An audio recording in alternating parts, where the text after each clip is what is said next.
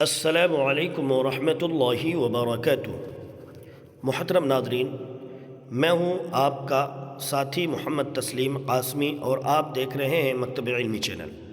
آپ کا ہمارے چینل پر استقبال ہے، خوش آمدید ہے۔ اگر آپ ہمارے چینل پر نئے آئے ہیں اور کچھ دین سیکھنا چاہتے ہیں تو ہمارے چینل کو سبسکرائب کر لیں اور بیل آئیکن کو دبانا نہ بھولیں۔ بسم اللہ الرحمن الرحیم۔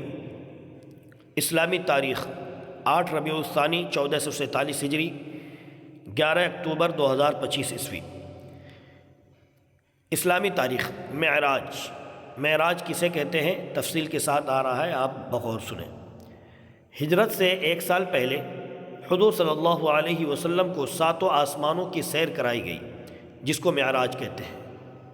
معراج کسے کہتے ہیں بھائی؟ حضور صلی اللہ علیہ وسلم کو ہجرت سے 1 سال پہلے 7 آسمانوں کی سیر کرائی گئی۔ اس 7 آسمان کے سیر کو معراج کہتے ہیں۔ قرآن کریم میں بھی صراحت کے ساتھ اس کا تذکرہ آیا ہے۔ جب آپ کی عمر مبارک 51 سال 9 ماہ ہوئی تو رات کے وقت آپ کو مسجد حرام لایا گیا اور زمزم اور مقام ابراہیم کے درمیان سے براق نامی سواری پر حضرت جبرائیل علیہ السلام کے ساتھ بیت المقدس تشریف لائے۔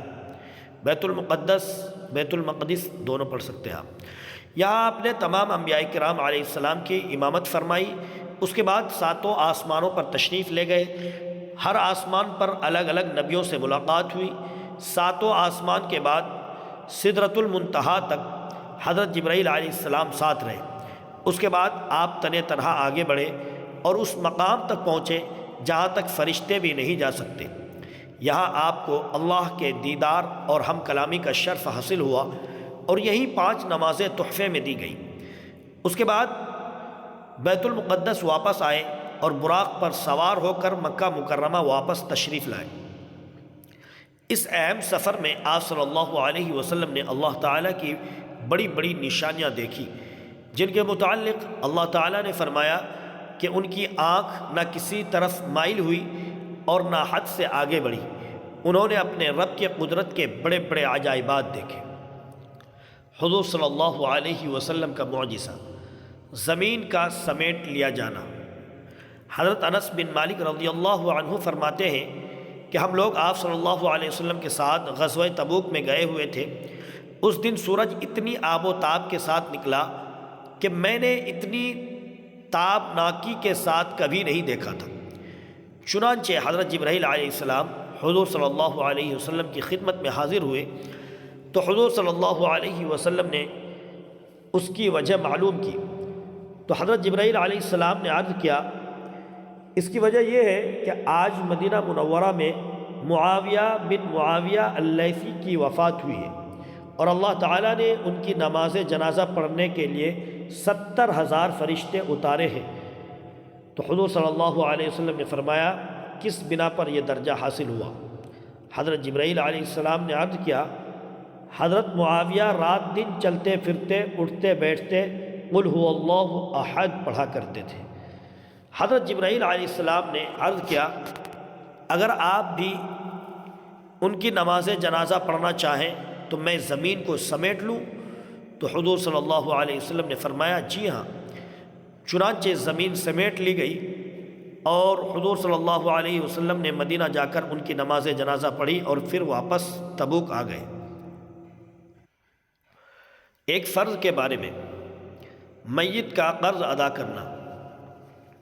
حضرت علی رضی اللہ عنہ فرماتے ہیں کہ رسول اللہ صلی اللہ علیہ وسلم نے قرض کو وصیت سے پہلے ادا کروایا، حالانکہ تم لوگ قرآن پاک میں وصیت کا تذکرہ قرض سے پہلے پڑھتے ہو۔ فائدہ، اگر کسی شخص نے قرض لیا اور اسے ادا کرنے سے پہلے انتقال کر گیا تو کفن دفن کے بعد مال وراثت میں سے سب سے پہلے قرض ادا کرنا ضروری ہے، چاہے سارا مال اس کی ادائیگی میں ختم ہو جائے۔ ایک سنت کے بارے میں، قیامت کی رسوائی سے بچنے کی دعا۔ قیامت کے دن ذلت و رسوائی سے نجات پانے کے لیے اس دعا کا اہتمام کریں۔ وَلَا تُخْزِنِي يَوْمَ يُبْعَثُونَ۔ ترجمہ، اے میرے رب مجھے قیامت کے دن رسوا نہ فرمانا۔ ایک اہم عمل کی فضیلت۔ آذان دینا، رسول اللہ صلی اللہ علیہ وسلم نے فرمایا جس شخص نے 12 سال تک آذان دی اس کے لیے جنت واجب ہو گئی، اور ہر روز آذان کے بدلے اس کے لیے 60 نیکیاں لکھی جائیں گی اور ہر تکبیر پر 30 نیکیاں ملیں گی۔ ایک گناہ کے بارے میں قرآن سننے سے روکنا۔ قرآن میں اللہ تعالیٰ فرماتا ہے یہ کافر لوگ ایک دوسرے سے کہتے ہیں کہ اس قرآن کو مت سنا کرو اور اس کے دوران شور مچایا کرو، امید ہے کہ اس طرح تم غالب آ جاؤ گے۔ ان کافروں کو ہم سخت عذاب کا مزہ چکھائیں گے اور یقیناً ہم ان کو ان برے اعمال کا بدلہ دیں گے جو وہ کیا کرتے تھے۔ دنیا کے بارے میں، دنیا کے مقابلے میں آخرت بہتر ہے۔ قرآن میں اللہ تعالیٰ فرماتا ہے جو لوگ پرہیزگار ہیں جب ان سے پوچھا جاتا ہے کہ تمہارے رب نے کیا چیز نازل کی ہے تو جواب میں کہتے ہیں بڑی خیر و برکت کی چیز نازل فرمائی ہے۔ جن لوگوں نے نیک اعمال کیے ان کے لیے اس دنیا میں بھی بھلائی ہے اور بلا شبہ آخرت کا گھر تو دنیا کے مقابلے میں بہت ہی بہتر ہے، اور واقعی وہ پرہیزگار لوگوں کا بہت ہی اچھا گھر ہے۔ آخرت کے بارے میں کافر کی بدحالی، رسول اللہ صلی اللہ علیہ وسلم نے فرمایا قیامت کے دن کافر اپنے پسینے میں ڈوب جائے گا یہاں تک کہ وہ پکار اٹھے گا اے میرے پروردگار جہنم میں ڈال کر مجھے اس عذاب سے نجات دے دیجیے۔ طب نبی سے علاج، بخار کا علاج، رسول اللہ صلی اللہ علیہ وسلم نے فرمایا جسے بخار آ جائے وہ 3 دن غسل کے وقت یہ دعا پڑھے تو اسے شفا حاصل ہوگی۔ بسم اللہ اللہم انما اغتسلت رجاء شفائک وتصدیق نبیک محمد صلی اللہ علیہ وسلم۔ ترجمہ، اے اللہ میں نے تیرے نام سے غسل کیا شفا کی امید کرتے ہوئے اور تیرے نبی صلی اللہ علیہ وسلم کی تصدیق کرتے ہوئے۔ نبی صلی اللہ علیہ وسلم کی نصیحت، رسول اللہ صلی اللہ علیہ وسلم نے فرمایا رحمان یعنی اللہ کی عبادت کرو اور کھانا کھلایا کرو اور سلام کو عام کرو، یعنی ہر مسلمان کو سلام کرو خواہ اس سے جان پہچان ہو یا نہ ہو، تم جنت میں سلامتی کے ساتھ داخل ہو جاؤ گے۔ اللہ تعالی عمل کی توفیق نصیب عطا فرمائے۔ السلام علیکم ورحمۃ اللہ وبرکاتہ۔